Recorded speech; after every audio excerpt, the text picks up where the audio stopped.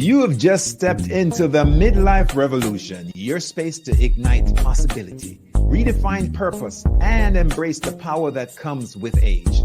Co-hosted by yours truly, Coach Wayne. And I'm Coach Stacy M. Lewis, and we're two seasoned coaches focused on the midlife community of color. This isn't just a podcast, it's a movement. In a world that sometimes forgets the power and the wisdom that comes with age, we're here to ignite a revolution and rewrite the narrative of this incredible journey. So, whether you're navigating career shifts, rediscovering passions, or challenging the status quo, this is your space. So buckle up. Let's dive into the midlife revolution.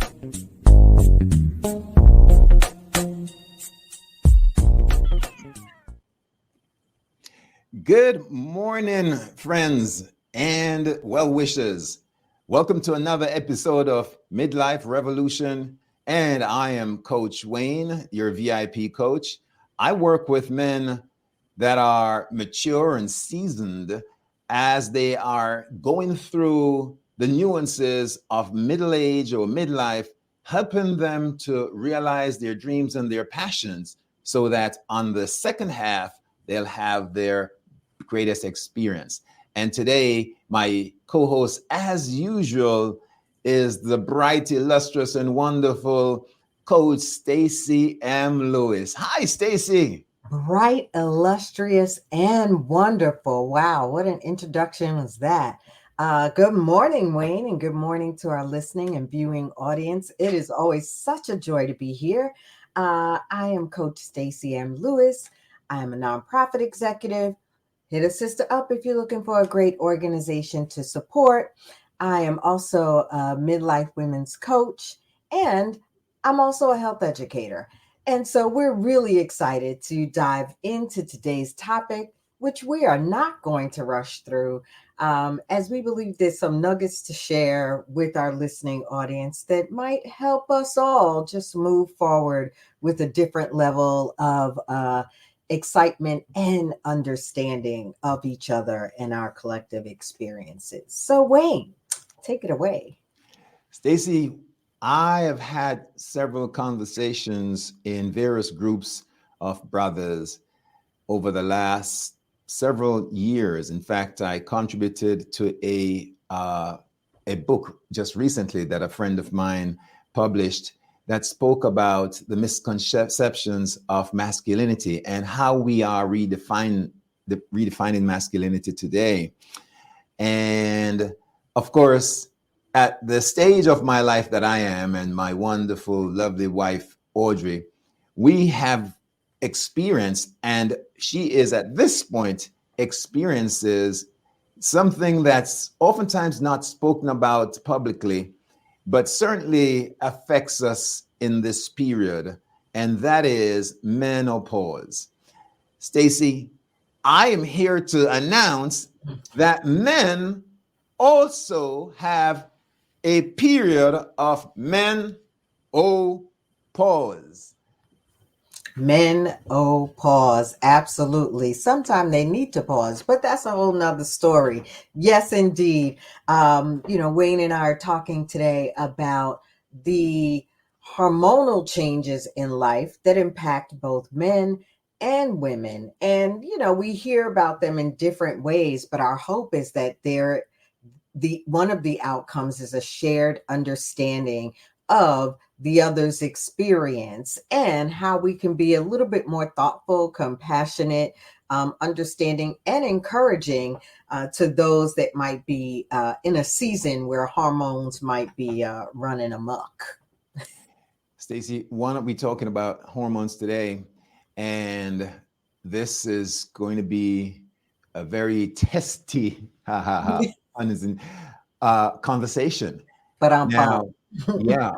Since they have been measuring testosterone medically, and by the way, women have testosterone too, along with estrogen, as men have estrogen along with testosterone, we have, typically speaking, normal male development will find that males have more testosterone than estrogen which comes about in our, through the gonads, bigger muscles, more facial and body hair, and actually behaviors as well in terms of aggression, competition, and so forth.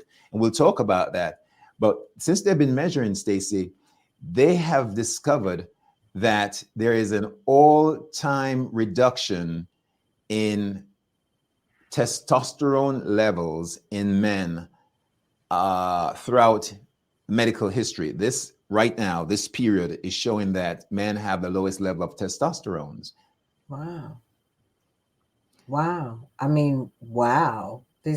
I can imagine there's a lot there. And when we think about just the environmental exposures, life's exposures, food exposures, and I know some of this we'll touch on, but thinking about those things that impact, right, the generational levels of hormones, of normal hormones, and how that impacts our day to day and even our longevity, our health. And so there's so much to talk about here. And our hope is to get to it all without being too rushed.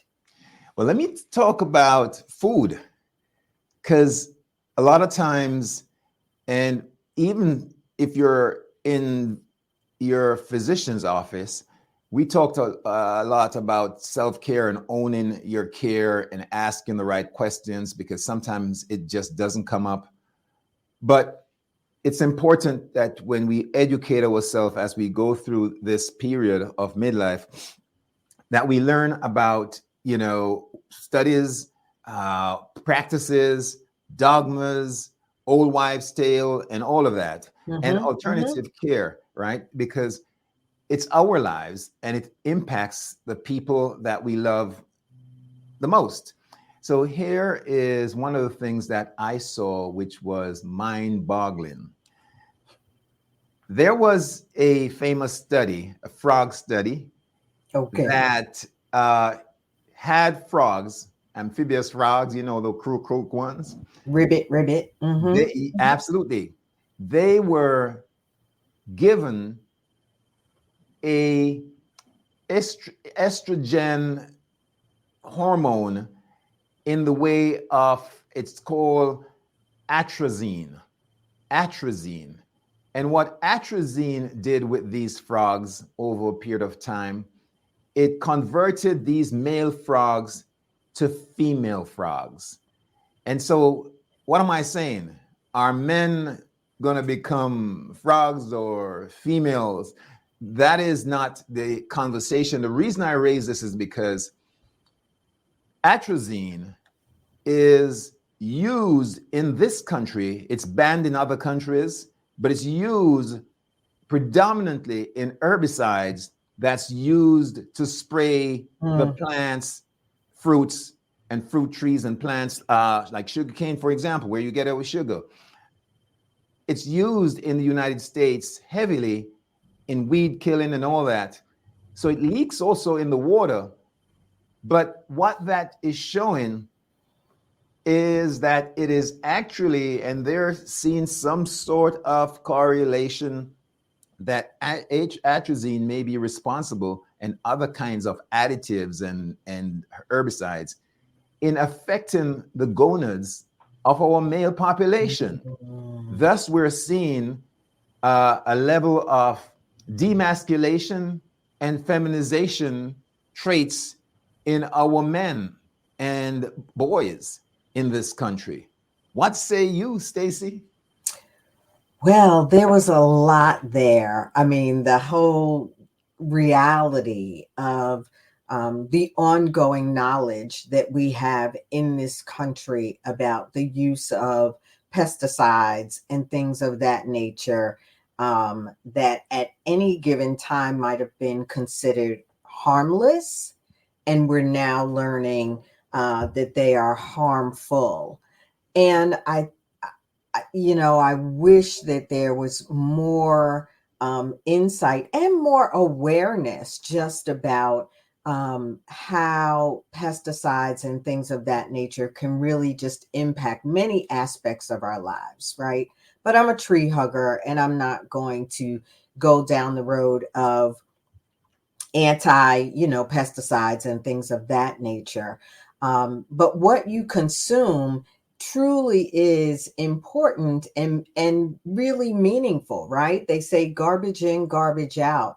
And when it comes to hormones, there are also some natural phytoestrogens out there, like soybeans, that act like estrogen in our bodies. And I think when we know these things, it allows us to make more informed decisions. So you bringing up the frog study, yes, someday my prince will come. Hopefully, he doesn't come in the form of a frog. But when you bring up this frog study, it really just reminds us that what goes into your body is certainly important to pay attention to. Um, as Sister Audrey points out. Thank you so much for joining us today, Audrey. And yes, diet is everything. It is what goes in, is what we then see outwardly. Absolutely. If I can go down that road a little bit more in terms of for men and for women, the hormone shift that happens, we are seeing at an earlier stage that men are having the inability to develop muscles the way they used to. They're losing their hair earlier. They're Mm-hmm. becoming moody, irritable, losing self confidence, losing self esteem, lowering in their libido because of the lower testosterone levels. And how does that spell in terms of the translation for work? There's another understanding that little boys, as early as their boyhood days, pre adolescent days, when they have an activity and they win, they are celebrated, they have victory. That psychological win creates a rush of testosterone, Mm. and it's sort of, because it's a reward for winning as part of our survival, it creates a vicious cycle. So victories bring about higher level of testosterone in men. Mm. Higher level of testosterone in men makes them, as it were, more victorious in terms of being prone to win more. And that shows up in terms of aggression and their competitive nature. So you can imagine that men at work who are the hyper masculine fellas are the ones who are the dominant males in the Mm. in the pecking order, if that makes sense, Stacy. It does make sense. There again, there's so much there to digest. It certainly makes sense that uh burst of or that hormonal release takes place, right, in victory. It talks to the realities of the ups and downs of life and how hormones can um present themselves, right. What I find interesting, you referred to, when men are boys, is that women are dealing with hormones and the fluctuation of hormones their entire life. It starts, when we're 11, 12, 13, 14, when we get our first period. And then it's just like hormonal takeover. And so this really starting to understand the nuances and the differences about how hormones present in the sexes and how they manifest or evolve over time, I think is fascinating. And so this idea of really uh, the testosterone and how it boosts up, right, in those moments of celebration. And it sounds like it can be a little cyclical, right? Because as you get that testosterone boost, it then causes you to feel even more masculine, dare I say, or dare I try to say. Yes. And so the reverse is true. Men who consider themselves or are bought or have bought into the narrative of not being worthy or good enough also show a decline in their testosterone. And there are different types of testosterone. What we're Mm. measuring here is what we call free testosterone. That's which Mhm. not binded. So it's available, so to speak. And there is a mind, I guess, at the end of it, if nothing else, what we need to recognize is that what we men and women go through in terms of this period of menopause or menopause is a mind body balance. It's things are happening to the body in terms of our hormones and the chemical reactions in our body, but the way we create our thinking can impact that as well in a negative or positive light. This is so good because I stand corrected by Sister Audrey, and just thinking about you talked about little boys and how that evolves. And as I think about, when I was 8 years old, and even as my nieces were 8 years old, the you could see the impact of the hormones. We tend to brush things off, which I think is one of our strategies for folks not to do, right? Even in this midlife stage, stop brushing things off like, oh, I'm just going through menopause, or oh, I'm just feeling depressed. Oh, it's no big deal. Like, these are the things that happen in life. Let's pay attention, because when a child is 8, 10 years old, we tend to downplay or dismiss even some of those emotional outbursts. As you were saying with the boys, it might be that, like, victorious, I'm a conqueror, I'm strong, I'm powerful.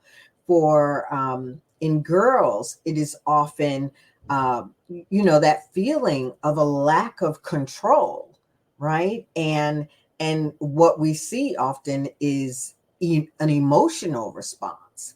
And we tend to, what are you crying about? Or stop acting so whiny. And I get the normal, or the natural rather, reaction. But I think that this is really an opportunity for us to be more attentive, not only to the children in our lives, right? Even the young adults in our lives, but really to ourselves and to others in this season of life, right? In this second half, in this third quarter, where, there's still this hormonal shift happening, and it's happening in both genders. Yes. And let's pay attention to that. And certainly just thinking about those that may not identify as male or female, there's still that hormonal impact that we're all dealing with. And let's respect and be a little bit more kind to each other. Sorry, I went off on a tangent No, there, Wayne. no.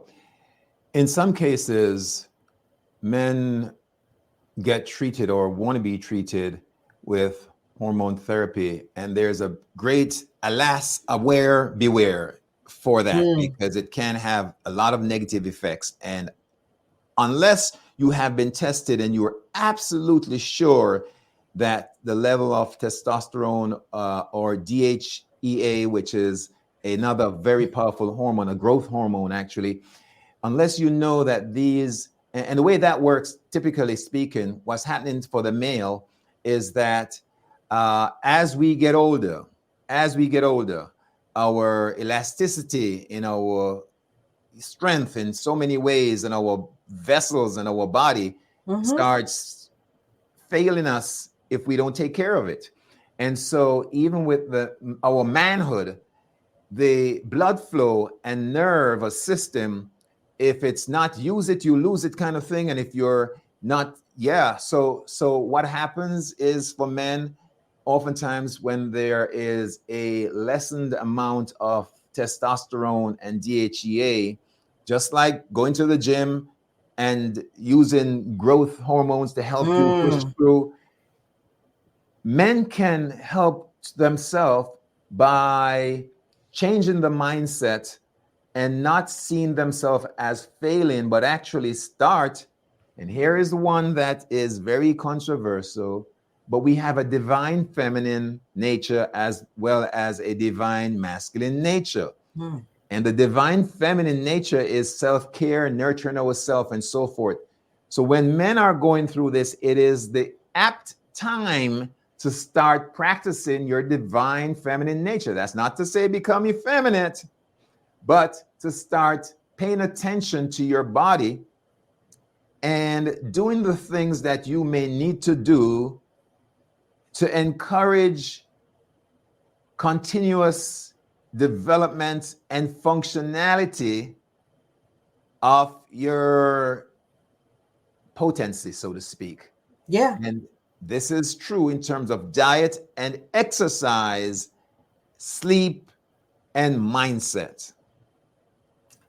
Okay. So which do we want to tackle first? Diet, exercise, sleep, or mindset? Because in the hormonal experience, that's what we'll call it, right? Because it from what I'm hearing from you and from what I know, it is an experience that we're both going through as genders.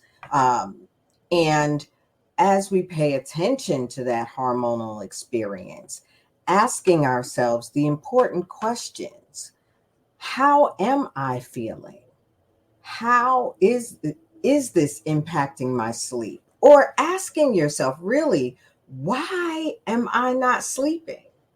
Why am I only getting 4 hours when I'm used to getting 8? What else is going on in my life, right? What are the external impactors that are happening? And what's happening internally? How old am I? It's funny. One of my girlfriends, every year I talk to her. We're like 5 days apart. Every year I talk to her, and she calls me. She says, "Happy birthday," and she says, "How old are we?" I really don't remember. Trust and believe. There are many, many days I remember, whether it's my knees telling me, whether it's, the fact that I'm not running as fast or as far as I used to. Um, but it is important for me to recognize, like, okay, why am I not sleeping? Does this have anything to do, recognizing my age? What are some of the hormonal things that might be happening inside that I need to maybe talk to my doctor about or begin to address? I mean, you talked about 4 heavy hitters, and sleep is just one of them, but sleep is so critical. And I imagine that if we did some research, we know that at least here in the US, folks are working more than in many other countries, right? Our work days are longer, our work weeks are longer. And how is that external stress impacting us? But what is that doing to our sleep and how we're then managing all of this, the sleep, the hormones, the whole thing, Wayne, the whole thing. Yeah, yeah.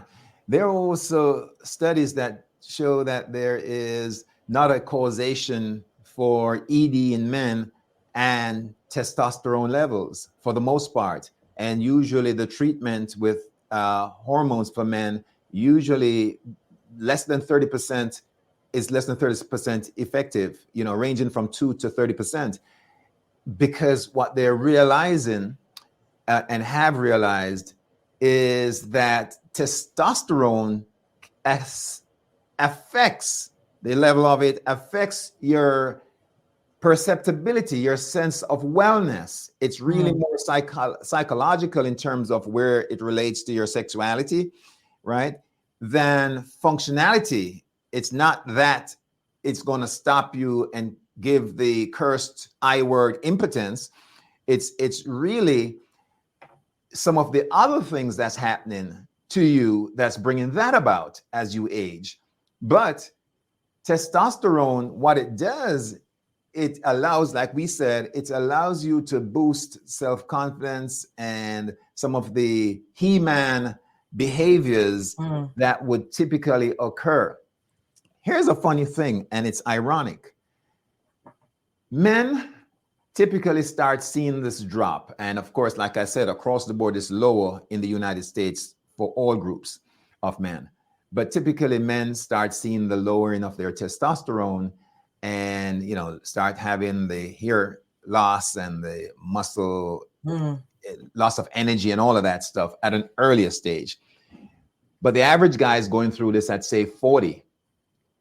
Typically, his wife is 3 or a couple of years younger. So while he's going through this in the house, right, if they're together, she is finding her way because she has raised kids. They're getting older. They're getting ready now. So you can see what's happening already in terms of relationships. So there has to be that conversation, that dialogue, right, where the man needs to say, I am not feeling myself. And women typically will save face for their guys by not bringing it up. They're not going to say, hey, what's going on, and make them feel badly. So it's one of those elephants in the room. And here is what the lesson is. Communication, open, honest communication is key for both parties. You know, Audrey is going through menopause. I don't understand half of it. So throughout the night, sometimes she takes the cover off and I'm like, what's going on? She doesn't really suffer from hot flashes per se, but there are times when definitely she's much warmer than I am and I'm in the blankets and she's taking it. So to understand, I got to ask. I think that is so profound. We certainly want to acknowledge Sister Judy for joining us and really well summarizing those 4 heavy hitters that you shared.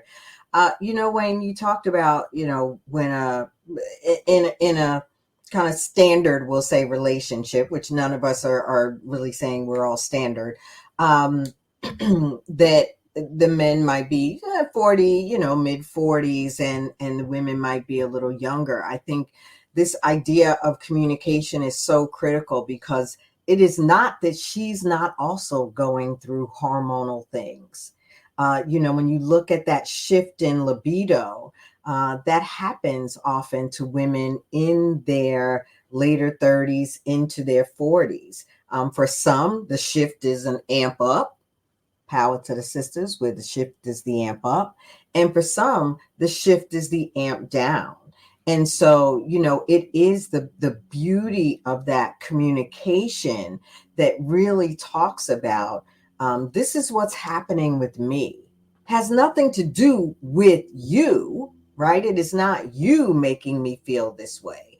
This is what's happening with me. And for the response to be like, I hear what's happening with you. I don't know what to do about it, but this is what's happening with me. And so that dialogue, and I think this really goes beyond the bedroom or the marital relationship. You know, as we work together, as people are colleagues, right? Not that we want to disclose our business. You know, I'm having hot flashes at night, but maybe you do, because there is an understanding that can happen there. So important. Stacy, we definitely are going to have to pick up because we are 1 minute away from the bottom of the hour. And when we talk next time, we let's talk about the differences in terms of the divine masculine and feminine energy. We are seeing that it's so funny during menopause, women, after it's through the post-menopause, are free in so many ways. And the conscious thinking male also can become free and more expressive at work and at play. So let us continue, Coach Stacy, next week, Tuesday, Part same two. time, same place. Thank you all for joining us. See you next week. So, Part two. Stacy, we'll talk next week. Have a wonderful weekend.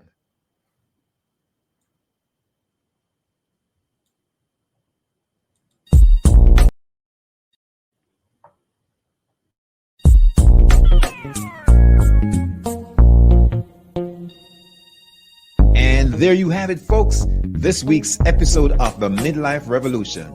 Hey, we truly appreciate you spending this time in this space with us. Join us next week at the same time as we dive into relevant topics and present solutions to spark new thinking and empower your midlife journey. Don't forget, if today's episode resonated with you, share your thoughts and suggest topics in the comments. And of course, remember to subscribe, share, like, and hit that notification bell. You are the Midlife Revolution. I'm Coach Stacy, and I'm cheering you on. And I'm Coach Wayne, and I'll see you at the top.